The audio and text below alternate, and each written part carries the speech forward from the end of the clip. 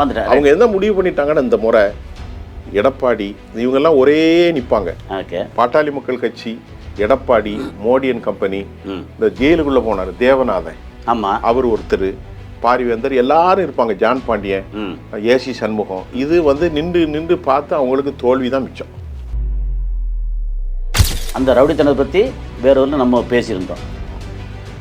திருமாவளவனோட விசிகா கட்சி தென் சென்னை மாவட்ட துணை செயலாளர் புதியவன், அவர் வந்து 10 பேரை கூட்டு வந்து எனக்கு பர்சனலாக என்னோட சம்மந்தமே இல்லாமல் என்னோட பர்சனலாக வந்து கத்தியை கொண்டு வந்து பிரச்சனை பண்ணாங்க. இன்னும் நான் வந்து திமுக எதிராக இல்லை, ஆனால் நான் பாதிக்கப்பட்டேன் பயங்கரமாக. திமுகவால் நான் பாதிக்கப்பட்டேன். ஒரு விட்னஸ்.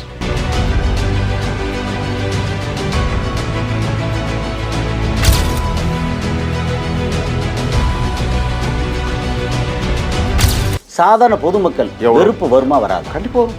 ஆயத்தனாருக்கு தினத்தந்தி இடத்த கொடுத்தா யாரு? பெரியார் கொடுத்தாரு. ஆமா, பெரியார் கொடுத்தாரு. பெரியாருடைய இடம் தான் இன்னைக்கு இருக்க தினத்தந்தி. அதுக்கப்புறம் அவரு நேரா அவங்க கம்பெனி எல்லாம் இப்ப வந்து RSSக்கு மாறிட்டாங்கன்னு பல பேர் குறைச்சல நான் கேட்டிருக்கேன். சீமான் போய் பாரதிய பத்தி பேசுறது தப்பு இல்ல. பார்ப்பன கடப்பறையை கொண்டு திராவிட கோட்டையை உரைப்பேன்னா அப்ப அவருக்கு கொள்கை என்ன? ஆனா அவருடைய வாயிலிருந்து அந்த மாதிரி வார்த்தை வந்திருக்க கூடாதோ. அவர் சொல்ற அறச்சீட்டத்தை ஏற்றுக்கொள்கிறேன். அறச்சீட்டம் கரெக்ட் தான். அதாவது நம்மளுக்கு ஒரு கலாச்சாரம் இருக்கு. நம்ம பொம்பளை பிள்ளைங்க போய் என் புருஷனோட எனக்கு அவர் பிடிக்கும்னு சொல்றதை நம்ம ஏத்துக்கிட முடியாது.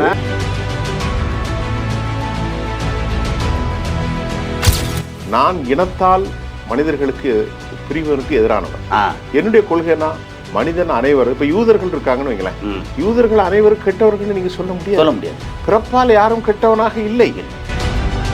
ஆனா இந்த முறை ஒரு 5 முனை போட்டி இருக்கிறனால சவுத் வந்து 4 முனை தான், 5 முனை. ஏன்னா டிஎம்கே கூட்டணி, ஏடிஎம்கே கூட்டணி, நாம் தமிழர் கட்சி, தாவேகா. ஏன்னா நீங்க 5வது முறையோன்னா திருமதி சசிகலாவும் ராமதாசும் மறந்தே விட்டோம். அது 38 அந்த சைட்ல பெரும் தாக்கத்தை ஏற்படுத்த போகிறது. இல்ல அது சவுத்ல.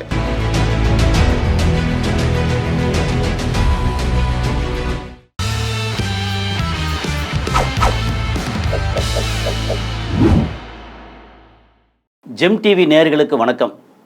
நம்ம வந்து தொடர்ந்து அரசியல் பேசிகிட்டு இருக்கோம். அரசியல் வந்து என்னோட புரிதல் ஒரு பக்கம் இருக்கட்டும், ஆனால் அரசியல் வந்து ஒரு மாதிரி போட்டு நல்லா கலக்கி கரைச்சி குடித்த நம்ம தோழர் சகோதரர் சுஃபியான் அவர்கள், அவர்கிட்ட தான் அப்பப்போ நிறையா தனிப்பட்ட முறையிலையும் நம்ம பேசிகிட்டு இருக்கோம், அப்புறம் கேமரா முன்னாடியும் பேசுகிறோம்.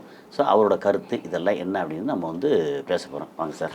வணக்கம் சார், சொல்லுங்க, எப்படி இருக்கீங்க? என்ன, நான் வந்து நல்லா இருக்கேன் சார். ஏன்னா அரசியல் நல்லா இருக்கு. அரசியல் நல்லா இருக்கா? நல்லா இருக்கு. சரி, ஆமாம். அதனால் என்னென்னா அந்த இவிஎம் வந்து நல்லா இருக்கா இல்லையான்னு தெரியாது, அது ஒன்று தான். அது யாருக்கும் தெரியாத மர்மம் தான். ஆமாம், அதனால் நல்லா இருக்கேன் சார். அரசியல் சூழல் பக்கம் நல்லா இருக்குது. ஆனால் இந்த மே மாதம் 4ஆம் தேதி ஓகே இவிஎம் வந்து நம்ம வாக்கு திருடன் ஞானேஷ்குமார் அவங்களோட கைங்கரியத்தில் இவிஎம்ல ஏதாவது குழப்படி பண்ண போகிறாங்களா, என்ன செய்வாங்கன்னு தெரியாது. அந்த ஒரே ஒரு டவுட்டு தான். மற்றபடி மக்கள் வந்து ரொம்ப தெளிவாக யார் வந்தால் ஓகே அப்படிங்கிறதுல நமக்கு எப்படின்னா திமுக பிரச்சனை இல்லை, அதிமுக பிரச்சனை இல்லை, நாம் தமிழர் பிரச்சனை இல்லை, தாவேக்கா எதுவுமே பிரச்சனை இல்லை. மக்கள் போடுறதான மக்கள் அவங்க வந்து எந்த அளவில் வந்து கரெக்டாக பார்த்து போடுறாங்க. அந்த போடுற ஓட்டு இருக்கான்னு தெரியாது. ஸோ அது ஒரு பக்கம் நல்லா. ஸோ அதனால் நல்லா இருக்கேன்னு சொல்லிட்டேன். அது இல்லாமல் நம்ம வந்து உங்கள்கிட்ட சில ஒரு 2-3 விஷயத்தை கேட்டு உங்கள் டவுட்டை நீங்கள் சொல்லணும். நம்பர் 1, திமுக கூட்டணியில் அதிருப்தி எந்த அளவில் இருக்குது, அவங்க இணைஞ்சு வேலை செய்கிறதுல எந்த அளவு சரியாக வரும். நம்பர் 1 திமுக கூட்டணி. அதிமுக கூட்டணி வழக்கம் போல் ஃபைனல் ஆயிடுச்சு, அதோட வீரியம் எப்படி இருக்குது. நம்பர் 2 அதிமுக. நம்பர் 3 வந்து நாம் தமிழர் கட்சி வழக்கம் போல் அப்படி போயிட்டே இருக்காங்க, அதோட நிலைமை என்ன. நம்பர் 4 தாவேக்கா. இன்றைக்கி பேசுபொருள் தாவேக்கா. தாவேக்காவில் நம்பர் 1 வந்து விஜய் ஒரு 5 இடத்துல பேசணும்னு சொல்லி அப்ளிகேஷன் கொடுத்தா அதை நிராகரிக்கிறாங்க அப்படின்னு லபோலபன்னு கத்துறாங்க. 1.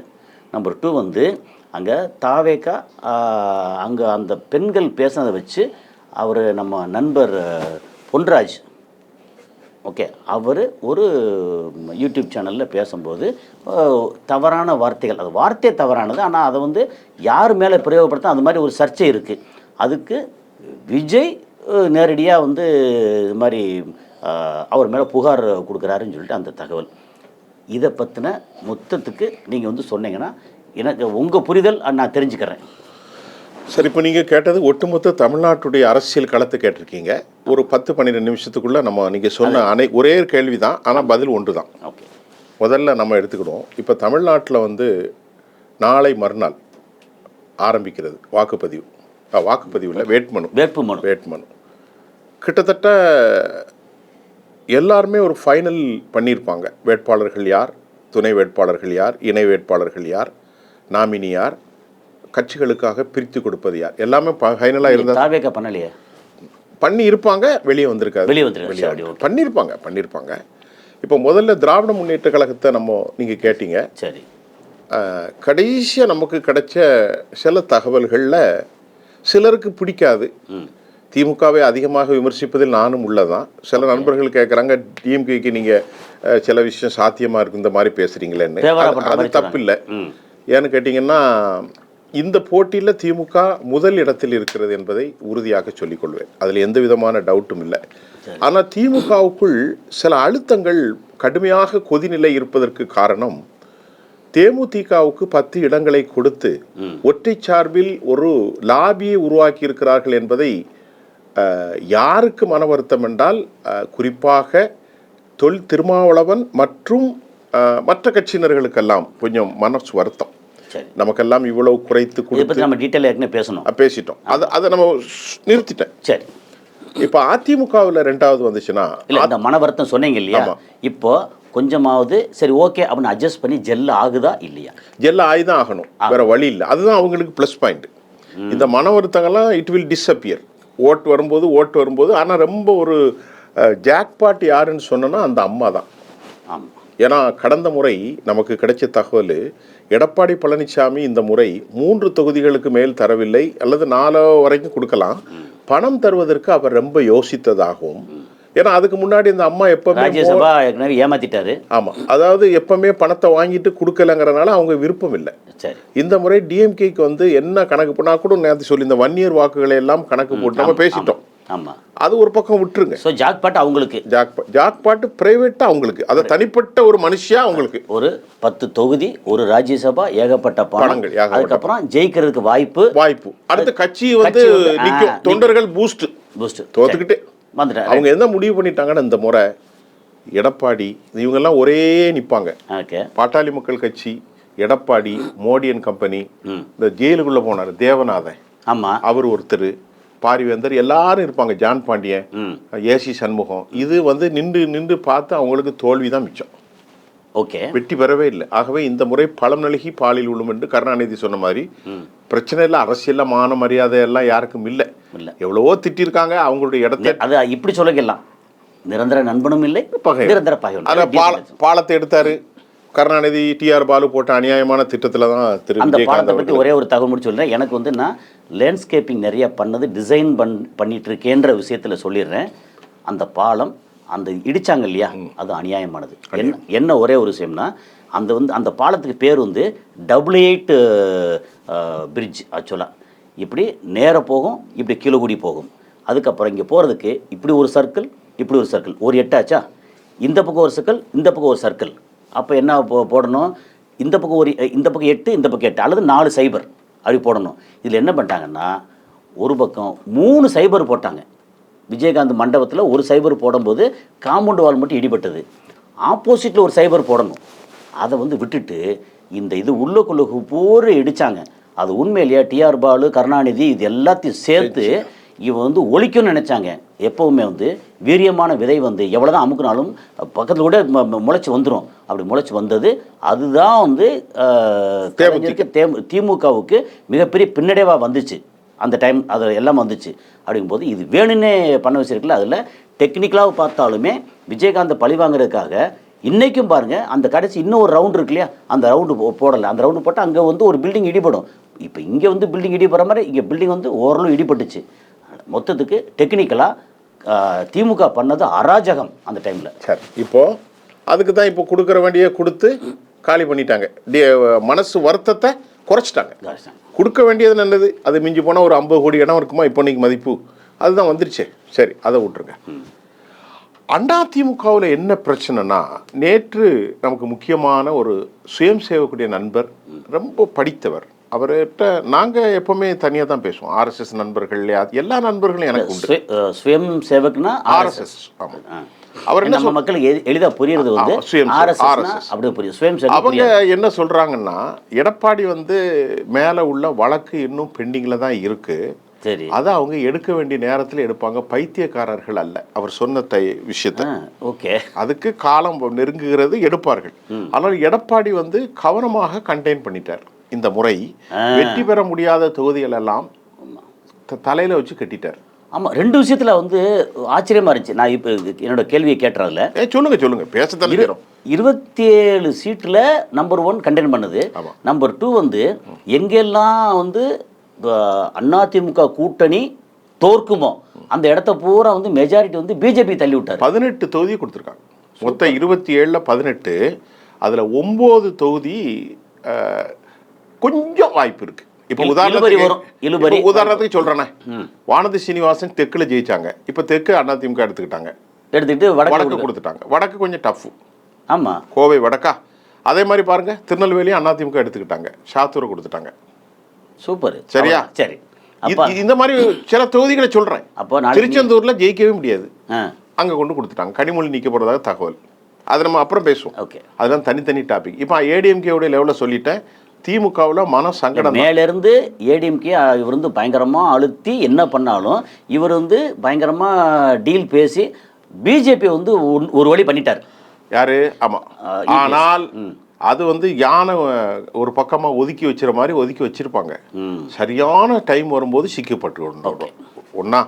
இரண்டாவது, அமமுகவுக்கெல்லாம் கொடுத்த தொகுதிகள்லாம் ஜெயிக்க முடியாத தொகுதி 11 தொகுதி. அப்புறம் 17 தொகுதி பாமக, அதெல்லாம் இருக்கு. இருந்தாலும் அது ஏடிஎம்கேவுடைய விஷயம் இப்படித்தான் போது. கடுமையான போட்டியும் சவால்களும் நிறைந்திருக்கு. நிறைய இடங்கள்ல வந்து வாக்கு வித்தியாசம் கம்மியா இருக்கும், வெற்றி தோல்வியில். ஆனா நாம ஒன்னும் சொல்ல முடியாது. திமுக வெளிப்புறமா பாக்குறதுக்கு முன்னணியில இருக்காங்க. ஆனா திமுக ஜெயிக்குமான்னு உறுதியா சொல்ல முடியாது. கடும் சவால்களை சந்திக்கும். இந்த இடத்துல நான் வந்து திமுக சம்பந்தப்பட்டு ஒன்று சொல்லிடுறேன். இங்க மதுரவாயில் ஏரியா இருக்குல்ல? ஆமா, மதுரவாயில் ஏரியா. அங்க வந்து எம்எம்டிஏ காலனி, கார்த்திகை நகர் இப்படின்னு சொல்லி இந்த நிறைய அங்கே ஏரியா இருக்குது. அதில் கவுன்சிலர் ஒருத்தர், அவர் பேர் ஸ்டாலின், எம்இ ஸ்டாலின், ஸ்டாலின் பேர். ஓகே, அவர் இப்போ போட்டி போடும்போது அங்கே இருக்கிற ஒரு பெரிய ஒருத்தர், முக்கியமான ஒருத்தர், அவர்கிட்ட போய் நின்று கையை பிடிச்சி எல்லாம் பேசி நீங்கள் சொன்ன நம்ம ஓட்டு ஒன்றுன்னு ஒரு 100லேருந்து 110 ஓட்டு அவர் சொல்லி வாங்கி கொடுத்துட்டார். ஐயா சூப்பர் அப்படின்னு முடிஞ்சு. அப்புறம் அவர் வீட்டு பக்கத்தில் அவருக்கு மகனுக்கு சொந்தத்துக்கு வீடு கட்டும்போது வழக்கம் போல் லஞ்சம் கேட்பாங்கல்ல, அங்கே கேட்கும்போது அந்த ஸ்டாலின் வரலை. அதுக்கு பதிலாக வேறு ஒருத்தர் வந்து இந்த மாதிரி 3 லட்ச ரூபா வேணும் அப்படின்னா, அண்ணன் சொல்லுங்க அப்படின்னா, அவர் தான் அனுப்பிச்சி விட்டார் எங்களை அப்படிலாம் சொல்லி பிரயோஜனம், காசு கொடுத்தே ஆகணும்னு சொல்லி வம்படிச்சு அவங்க வந்து 3 லட்ச ரூபா வாங்கிட்டு. இது நேற்று எனக்கு அங்கே நான் பேசின தகவல். எதுக்கு 3 லட்சம் வீடு கட்டுறதுக்கு? வீடு கட்டினா அங்கே இருக்கிற திமுக கவுன்சிலர் அப்படியே ஓட்டுக்கு வந்து நான் செலவு பண்ணியிருக்கேன், இது பண்ணுறேன், அடுத்து வரும்போது நான் செலவு பண்ணி எனக்கு காசு வேணும், லஞ்சம் வேணும்.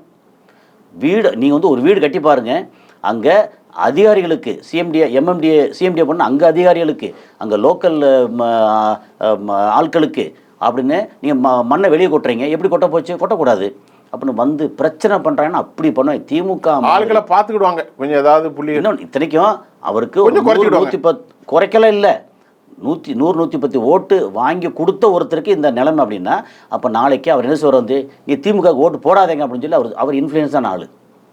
இந்த மாதிரி ஊர் பூரா உரண்டை எடுத்து வச்சிருக்காங்க திமுகவோட அடிமட்டத்தில் இருக்கிறவங்க. அது பெரிய பாதிப்பு தான். இல்லை, நம்ம என்ன சொல்கிறோம், திமுக தலைவர் இதெல்லாம் ஓகே. அப்படி பார்த்தீங்கன்னா பர்சனலாக சொல்கிறேன், உதயநிதி ஸ்டாலினோட ஆக்டிவிட்டிஸ் இருக்குல்ல, அவ்வளோ ஸ்ட்ராங்காக அருமையாக இருக்குது. அவர் சினிமாவில் ஜெயிக்கிறார் தோக்குறார் அதெல்லாம் வேறு விஷயம். ஆனால் அப்புறம் வாரிசு அரசியல் வந்துக்கார விஷயம். ஆனால் அவரோட ஆக்டிவிட்டிஸ் இருக்குல்ல அவ்வளோ அருமையாக இருக்குது. சரி, ஓகே. அப்போ இந்த மாதிரி வந்து திமுக அடிமட்டத்தில் பெரிய கெட்ட பேர் எடுத்திருக்கு. அது உண்மைதான். இல்லை, இந்த உதாரணம் சொல்ல காரணம் என்னென்னா, நம்ம பார்க்குற மக்களுக்கு அப்போ எங்கள் ஊரில் இப்படி நடந்துச்சு, எங்களுக்கு இப்படி நடந்துச்சு அப்படின்னு சொல்கிறாங்கல்ல, திமுக மேலே அடிப்படையில் அவங்களுக்கு பயங்கரமான ஒரு வெறுப்பு கீழே இருக்குது. ஏன்னா பிகாஸ் ஆஃப் திஸ் பீப்புள். ஏன்னா ஒரு அதாவது ஒரு கட்சி ஜெயிக்கிறதுக்கு பல கூறுகள் உண்டு. முதல் கூறு கட்சியினுடைய கொள்கை, கட்சியினுடைய தலைமை.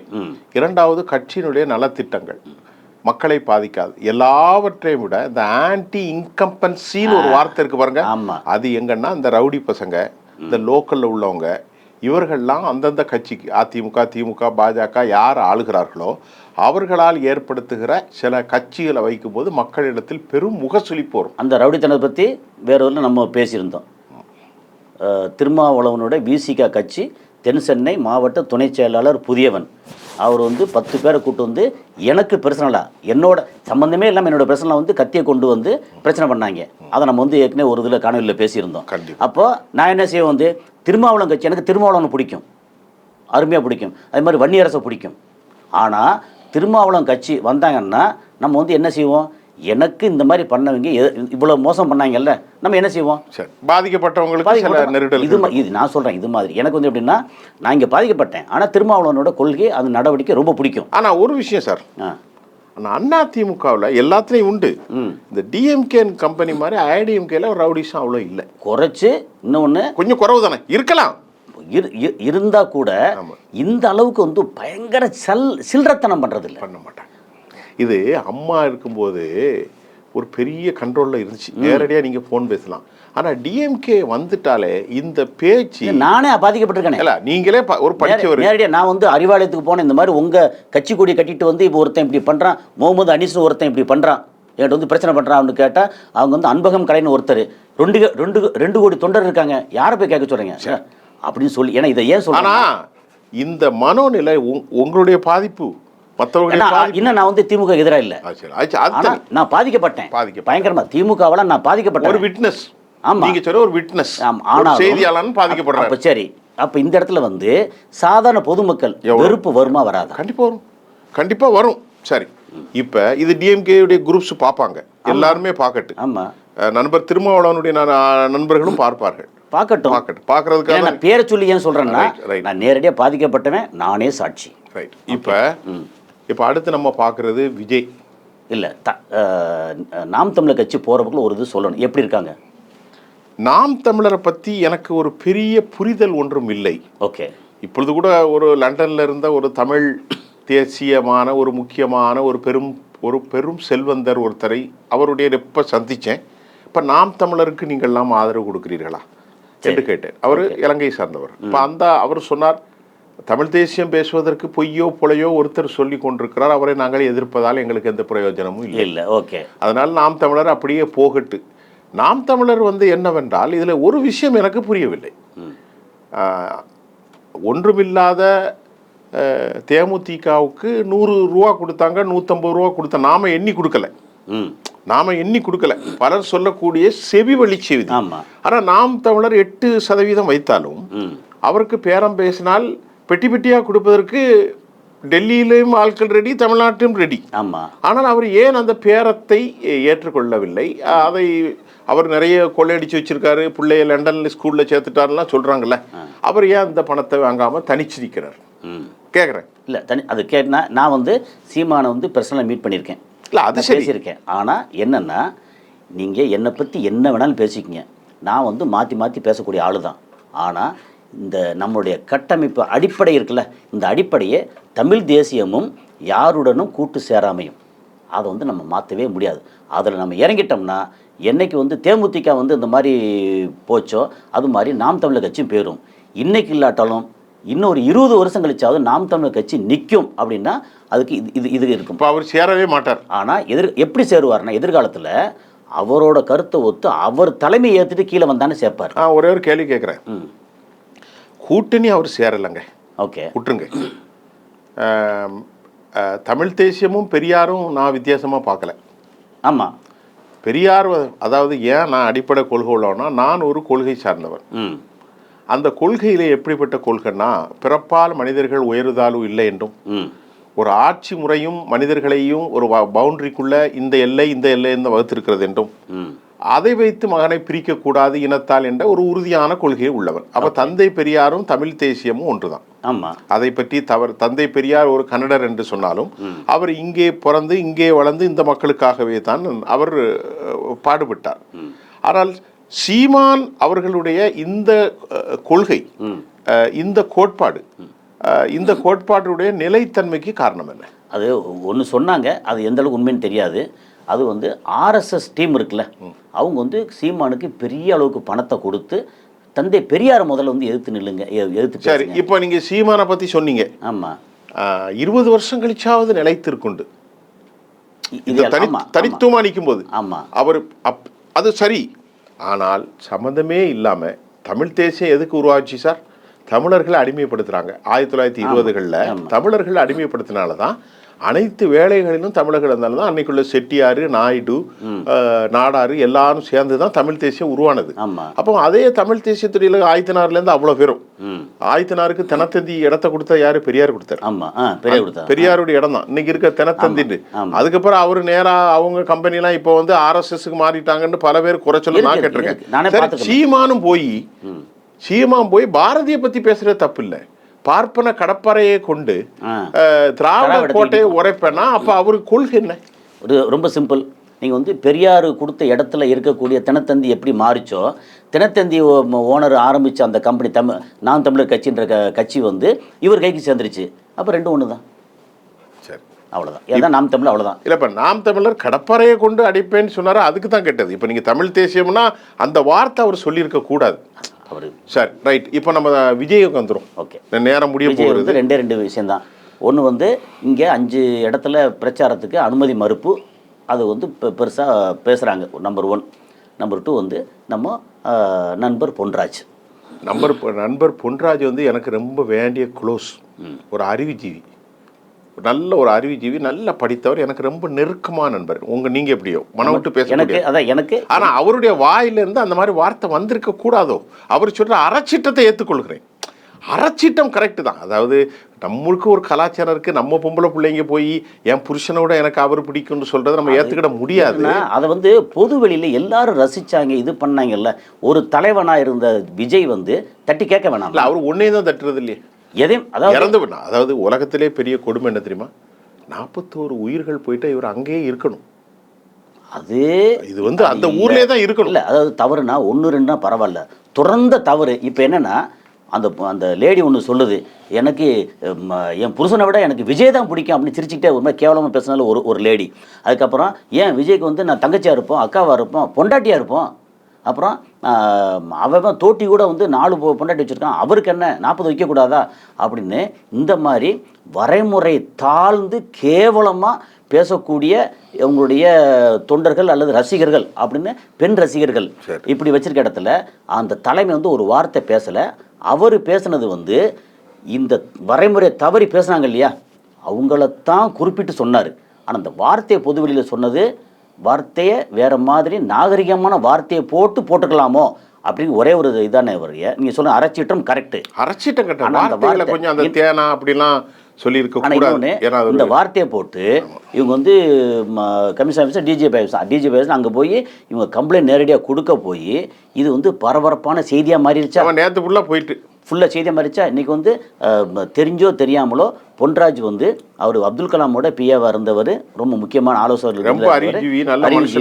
அவரோட கிராமமும் என்னோட கிராமமும் ஒரு 20 கிலோமீட்டர் தூரம், விருதுநகர் மாவட்டத்தில். ஸோ ரொம்ப பக்கத்தில். அப்புறம் அவரை பற்றி உங்களுக்கு முன்னாடியே தெரியும்? நல்லா தெரியும். அது தெரியாது, பேசியிருக்கோம். அந்த ஏரியா அவரை பற்றி தெரியும். ஆனால் என்னென்னா அது பக்கத்து ஊருங்கிறதுனால தெரியணும் அவசியம் இல்லை. அந்த ஊரை பற்றி தெரியும். அந்த ஊர் அதில் அவர்கிட்ட பேசியிருக்கேன் நான், தெரியும். ஆனால் அவர் சொன்னதில் என்னோட கருத்துப்படி 1% கூட தவறு இல்லை. ஏன்னா அவர் சொன்னது திருத்துறதுக்கு ஒரு வழி.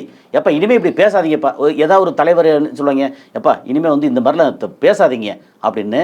அந்த ஒரு தவறான ரசிகர்கள் இருக்காங்கல்ல, அவங்களும் இனிமேல் எடுத்து சொல்லுவாங்கல்ல, இந்த மாதிரிலாம் பேசாதீங்கப்பா அப்படின்னு. ஆமாம், அதுக்கு வந்து ஒரு வழி அமைச்சு கொடுத்துட்டாரோ, அவர் தாம் பேரை கெட்ட பேராக்கி வழி அமைச்சு கொடுத்துட்டாரோ. பெரியாரை சொல்லும்போது என்ன சொல்கிறீங்க, நம்ம வந்து பாம்பையும் பார்ப்பானையும் கண்டா முதல்ல பார்ப்பான அடி அப்புறம் பாம்படி. இது வந்து ஏன் பொதுவெளி சொல்கிறேன்னா அவர் சொன்ன வார்த்தை. அவர் சொல்லலை அப்படி, ஆனால் சொன்னதாக இருக்குது. சொன்னதாக அவர் சொல்லலைன்னு தான் எல்லாரும் சொல்கிறாங்க. அது ஒரு பக்கம். அந்த வார்த்தை எனக்கு ஒப்புடைய கருத்து அல்ல. ஏன் ஒப்புடைய கருத்து இல்லைன்னா, நான் இனத்தால் மனிதர்களுக்கு பிரிவனுக்கு எதிரானவர். என்னுடைய கொள்கைனா மனிதன் அனைவரும். இப்போ யூதர்கள் இருக்காங்கன்னு வைங்களேன், யூதர்கள் அனைவரும் கெட்டவர்கள் நீங்கள் சொல்ல முடியாது. முடியாது. பிறப்பால் யாரும் கெட்டவனாக இல்லை. அது சொல்றாங்க. அப்படி சொல்லக்கூடாது. அது வந்து சரியான பார்வை இல்லை. அதான் பார்ப்பனா அடி அப்படின்னு சொன்னதே தவறான கருத்து. இப்போ உதாரணத்துக்கு முஸ்லீம்கள் குண்டு வைக்கிறாங்கிறான். ஆமா, வீடு கொடுக்க மாட்டேன்னு சொல்றான். நீங்க தானே பாதிக்கப்பட்டீங்க? நாங்க பாதிக்கப்பட்டோம். அப்ப எல்லா முஸ்லீம் குண்டு வைப்பானா? எல்லா முஸ்லீமும் ஆயுதம் தெரியுமா? வழி இல்லாம சோத்துல ரோட்ல உட்காந்து தலையணையும் கஞ்சியும் வித்துக்கிட்டு இருக்கான் பல பேர், கூலி வேலை செஞ்சுக்கிட்டு இருக்கான். அப்ப அந்த பார்வை தப்பு. எந்த ஒரு இனத்துக்கும் எதிராக பெரியாருடைய கொள்கைகள் நான் வேறுபடுறதான். கடவுள் மறுப்பு எனக்கு தனிப்பட்ட விஷயம், ஒரு கடவுளை நான் நம்ப கூடியாது. மற்ற விஷயங்கள்லாம் சரினாலும் அவர் அப்படி சொல்லி இருந்தால் தவறு. ஆனா சொல்லியிருக்கான்னு ஒரு பக்கம் சொல்றாங்க, தெரியல இப்படி சொல்றாங்க. அப்படி சொல்லக்கூடாது. இப்ப எனக்கு எவ்வளவு பிராமணன் அந்த மாதிரி சொல்றது எப்படி தவறோ அது மாதிரி இவர் வந்து வார்த்தை இருக்குல்ல, அந்த வார்த்தையை சொன்னது தவறாய் போச்சு. அதாவது கடன்காரன் கேட்கறவன் ஒரு வருஷமா போய் கேட்டிருப்பான். ஒரு நாள் ஏதாவது கோபத்துல பேசி ஏதாவது கைகலப்பாயிரும். கடைசியில பேச்சு என்ன ஆகும்? அவன் கடனை பத்தி பேச மாட்டான். நீ ஏன்டா இப்படி பேசி அடிக்க போனாமா, அது பஞ்சாயத்துக்கு வந்துடும். சரி, இதான் இன்னைக்குள்ள இது வந்து நிலைமை. இப்ப தாவேக்கா, இதனால நான் கேட்கிற கேள்வி, தாவேக்கா முன்னேறி போகுதா அல்லது பின்மா? இல்லை, இப்போ நமக்கு ஃபைனலாக கிடைச்ச ரிசல்ட் தாவேக்காவுக்கு வந்து ஆரம்பத்தில் இருந்த எதிர்பார்ப்பும் வாக்கு அலைகளும் மட்டுப்படுத்தப்பட்டதாக சொல்லப்படுகிறது. கம்மியாக ஆயிட்டு இருக்கு. ஆனாலும் இந்த இளைஞர்கள், அந்த சிறு வயதினர்கள்ட்ட வாக்கு அவருக்கு ஒன்றும் குறைந்ததாக இல்லை. அது அப்படி தான் இருக்கு. 18-25 வரைக்கும் அது அப்படி இருக்கு. அது மாறாது. அது எல்லா இடங்கள்லையுமே அவருக்கு நானே கேட்டேன், 9 பேர் கேட்டேன்னா 7 பேர் 6 பேர் போடுறாங்கிறாங்க. சின்ன வயசு பசங்க. ஆமாம், அது மட்டும் ஜெயிக்க முடியாது. அது மட்டும் இல்லாமல் அது சபர்பன்லேயும் சிட்டிகள்லையும் அப்படி தெரியுது, கிராமப்புறங்களில் அப்படி இல்லை அப்படின்னு சொல்லப்படுது. ஆனாலும் கடைசி அவருக்கு ஒரு 9% வரைக்கும் தற்போது ஒரு கருத்து கணிப்பு வெளியாகிருக்கு. அவ்வளோதான், ஒரு 10 அவ்வளோதான் இருக்கும். நான் எப்படி கணக்கு போட்டோம்னா விஜயகாந்துடைய கணக்கை தான் இதில் அப்ளை பண்ணேன். ஓகே, விஜயகாந்த் கணக்கு தான். பட் இவர் கொஞ்சம் டிஜிட்டலாக கொஞ்சம் நடிகர், அவர் கொஞ்சம் பழைய நடிகர் இருந்த போதிலும் நம்ம அதெல்லாம் பார்ப்போம். எவ்வளோ சதவீதம்னா அவருக்கு மட்டும் நமக்கு போட முடியாது. ஆனால் போட்டி சவால், கடும் சவால் அவ்வளவு எளிதில் இவர் பிரிக்க போறது வந்து தெரியாது. அதிமுக கூட்டணி ஓட்டா தெரியாது, நாம் தமிழர்ல கொஞ்சம் எடுக்க போறாரா அல்லது திமுக ஓட்டா? நாம் தமிழர் ஓட்டு கொஞ்சம் தான் போவோம், பெரிய அளவில் போறதுக்கு வாய்ப்பு இல்லை. சரி, அநேகமாக போகிறது திமுக ஓட்டும் ஏடிஎம்கே ஓட்டும் தான் போகும். அப்புறம் பாஜகவுக்கு ஓட்ட போட்ட சித்தாந்த ரீதியாக அது போகாது. அது போகிறதுக்கான வாய்ப்பு இல்லை. ஆனால் இந்த முறை ஒரு 5 முனை போட்டி இருக்கிறனால சவுத் வந்து 4 முனை தானே, 5 முனை.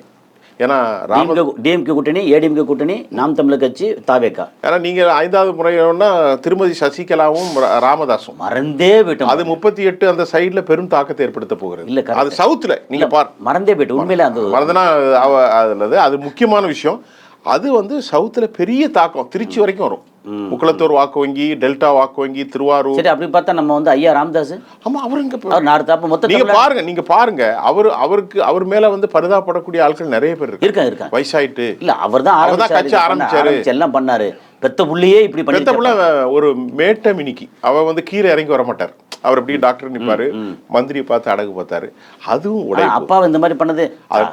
தாவேக்காவோட விஜயும் அப்பாவை அப்படித்தான் ஒதுக்கி வைக்கிறாரு. இந்த போன வாரம் வந்து அப்பாவும் அம்மாவும் தனியா நின்று கேக்கு வெட்டி பிறந்தநாள் கொண்டாடுறாங்க. அதனால இந்த 5 முனை போட்டி தமிழ்நாட்டில் எதிர்பார்க்காத சில விவகாரங்களை சொல்ல போகிறது. ஆனா நம்ம நீங்க பேசுனது யாருக்காவது புறவா பேசணுமா? யாருக்காவது எதிராக பேசணுமா? இல்ல, என்ன நடந்துச்சு அதான் பேசுறோம். இது தொடர்ந்து பாருங்க, இன்னும் நிறைய தரப்போறோம். அலசல் மீண்டும் சந்திப்போம்.